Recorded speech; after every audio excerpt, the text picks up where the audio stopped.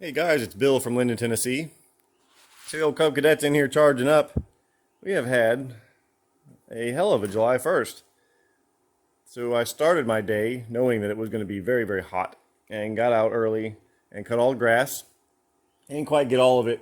I got a little outer building that I couldn't get behind. I might have been able to, but my voltages were getting kind of low. It said that I still had 33%, but I'm not exactly sure if that state of charge is accurate. And there's no reason to push it. I can just come in, charge, and go back at it later. And so that's what I did about 4 hours later. However, we had a storm come through, and it had what's called a gust front. If you're not familiar with the term, what that means is when you've got a large storm coming in, as in this case from the northwest, as storms typically do when they're associated with a cold front, weather geek stuff, you have a massive amount of rain that falls down, of course.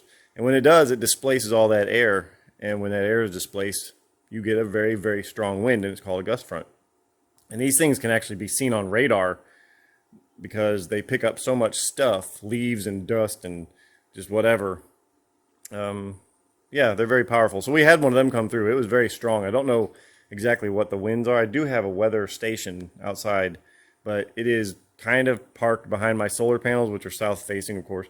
And this wind came from, which is kind of weird. It came from the south. The majority of this wind came from the south, but it also came from the west too. Anyway, it did strong, and it knocked down a tree. Let's go back and I'll show you where the tree was. Knocked down a tree right there.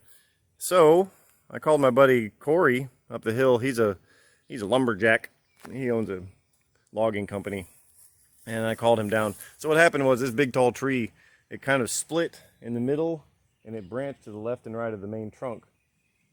And I can't believe it didn't hit either the garage or the outer building. It sort of did hit the outer building. It hit the gutter there on the corner and kind of dented it, but it didn't even rip the gutter down. It's amazing. I mean, just total lucky. So I called him and asked him for some assistance, and he came over, and I didn't think he was going to come over immediately, but he did. And I was just back here taking some pictures of the wreckage. And I didn't even have shoes on. He came in here with his truck and his hard hat and his ear defenders and chainsaw, and he's ready to go. And I'm like, oh gosh. So he came up with a plan, and I'm like, well, let me go put on some more appropriate clothes. And by the time I had my boots on and was walking out the door, he had half the damn thing chopped down. And another 15 minutes later, and the whole thing was pulled down. So then he left with a mess behind. So I had to clean up the mess. I used the tractor. Let's go see how that went down. Let's do it this way. All right, guys, doing a little tree skidding here. Not a huge pile of trees, but we had a storm come through earlier today, and it knocked down a pretty good sized tree that was right between my garage and outbuilding that we have in a chicken coop. And by some miracle, it avoided all of them. So I kind of wanted to knock that tree down anyway to put a lean-to on the garage. So I guess that was the storm's way of saying it's time to do that. But that's quite a lot. You couldn't pull it by hand, that's for sure. You just steered over here into this.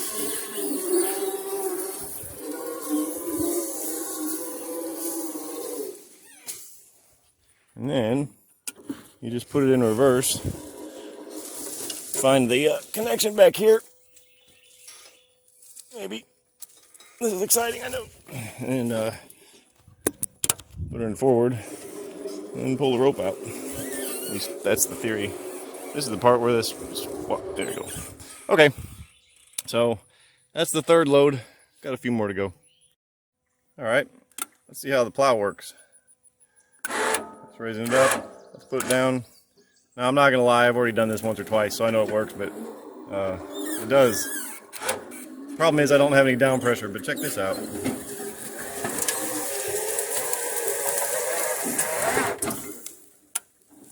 Yeah, that works really good. Cool. I lost traction, but you know, the ground is wet, and now there's four little That worked really good. There's 4 little burnout marks. 2 of them are underneath that pile, but that's pretty cool. Okay. So this doesn't look like much. It's just a log, but believe me when I tell you, you couldn't skid this. You couldn't pull this by hand. Now, of course, a 4-wheeler, or I don't know if a long tractor could do it, but certainly anything 4-wheel drive could. But man, yeah, this just works like a champ. I think having it up here on the top link on the 3-point sort of helps, maybe. But then again, maybe not.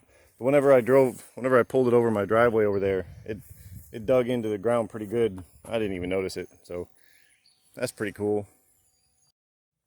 Well, there we go. After a couple hours of, well, they call it hard work. I guess it was hard work. I was picking stuff up. Got all those limbs and everything cleared out, and this tree is gone, so I can put a lean-to on this garage now. Unfortunately, that means I gotta get rid of this little bush tree thing. That's a shame because it's pretty. It makes pretty flowers. Oh well. But the last thing I needed to do was load up this little trailer with all the sort of shorter limbs that could go on a trailer, and this one, which is just too dang big to lift and put into the trailer. But I've got a little trailer hitch on the back of this trailer also for other things. So I'm just gonna skid it on over there with the trailer, and yeah. All right, so that was the tractor pulling some logs and trees and trailers, and it worked so well. Then after I was done with all that stuff, I came back here and finished off this back section of grass that I didn't get this morning. And when I sort of drove through this, between these 2 stumps here, there was a dead branch that I'd gone over 100 times before, but this time I must have kicked it up with a wheel or something. So it hit the blades and it made a pretty good thunk. And from then on, the motor didn't really sound right. And as I was cutting sort of over there, it started cutting in and out and really didn't have very much power. And I said, oh, fudge. But I didn't say fudge. I said the F dash dash dash word. Because I looked underneath of it and the blades were fine and everything spun freely, but my speed controller didn't work and the thing just wouldn't turn at all. So, dang it, I don't know what I did. However, I started looking at the little connectors, and these are what's called Anderson connectors. And in sort of golf carts and low amp situations like this, these little Anderson connectors, they're fine because this is only pulling about 50 amps or so. So it's not a big deal if you happen to lose connection on it. And what happened is the positive side came undone. And whenever you push this in, it pushes that out. And it just, by sheer coincidence, when I hit that big log is when this finally stopped making contact. And at the moment I can't get these apart easily because, you know, there's a nice solid contact. And that's good, that's what you want. But there's clear evidence of arcing. And yeah, that's okay with 50 amps, but you put these things in cars, and people do, and if that happens in a car and you got 300 amps or more, it leads to severe arcing, and it can cause some major, major problems. So always advise against these devices in cars, in case you were wanting to make an electric car. But yeah, so we're kind of charging up, and it's all dirty, and it's got dust everywhere, and just leaves and sticks, and it's a working vehicle, and I'm thrilled that it works so good. All right, guys, thanks for watching. We'll see you next time.